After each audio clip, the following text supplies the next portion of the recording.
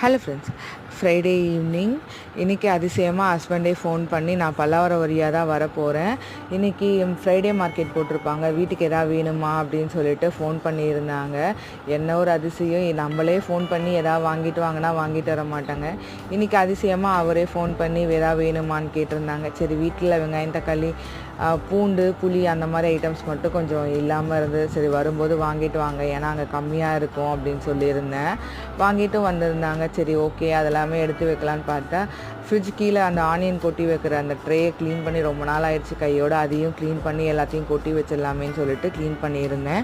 புளி நம்ம எப்பவுமே ஜாடியில் போட்டு வைப்போம்ல, ஸோ அந்த மாதிரி போட்டு வைக்கும்போது குட்டி குட்டி உருண்டையாக பிடிச்சி போட்டு வச்சுக்கோங்க. ஏன்னா அப்போ தான் நம்ம காரக்குழம்புக்கோ மீன் குழம்புக்கோ சாம்பார் அந்த மாதிரி எடுக்கும்போது நம்ம ஒரு உருண்டை 2 உருண்டைன்ற மாதிரி கணக்கு பண்ணி எடுக்கிறதுக்கு ரொம்பவே ஈஸியாக இருக்கும். ட்ரை பண்ணி பாருங்கள் இந்த டிப் எப்படி இருந்தது அப்படின்னு சொல்லிட்டு. நெக்ஸ்ட் வீடியோவில் பார்க்கலாம்.